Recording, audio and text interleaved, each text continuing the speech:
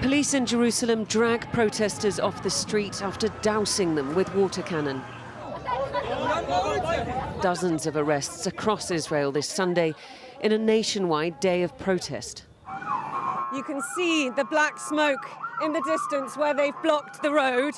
It's another one of these acts of a civil initiative, they're calling it, but basically it's a whole series of civil disturbances all the way around the country on this day of stoppage, blocking roads, blocking traffic, causing obstruction, so that people can say, we want to stop this war, make it end, bring the hostages home, stop the war. It's almost like a flash mob demonstration. Protesters here long enough to make their mark, and then they move on again to the next location before the police get heavy-handed. We want the war to end, we want our hostages back, we want our soldiers back safe home, and we want the humanitarian disaster in Gaza to end. We do not want to have these crimes made in our name.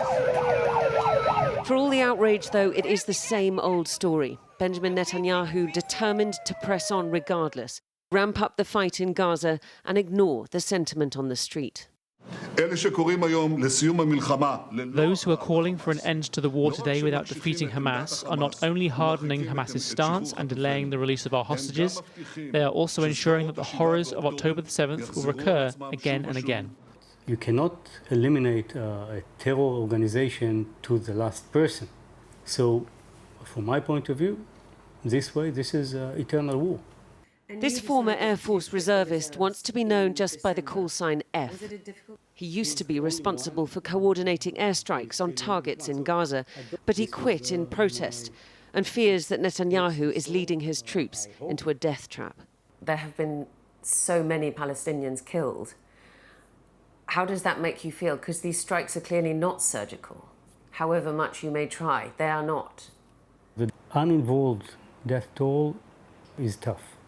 It's tough personally, it's tough emotionally, it's tough professionally. It shouldn't happen.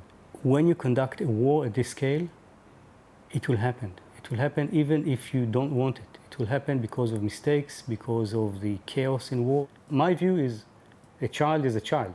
You probably read the papers. There's a soldier committing suicide once a week in Israel.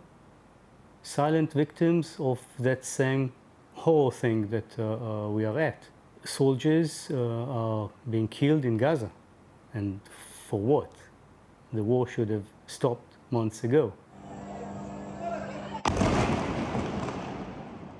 But the war is not stopping. Huge airstrikes continuing in Zaytun, east of Gaza City. And Israel's chief of staff visiting his commanders in Gaza to outline the next steps in the plan, despite his reported reluctance to commit to the battle ahead. And on the ground, the relentless horror of death, destruction, displacement. A cycle with no end in sight. Diana Magnay, Sky News, Jerusalem.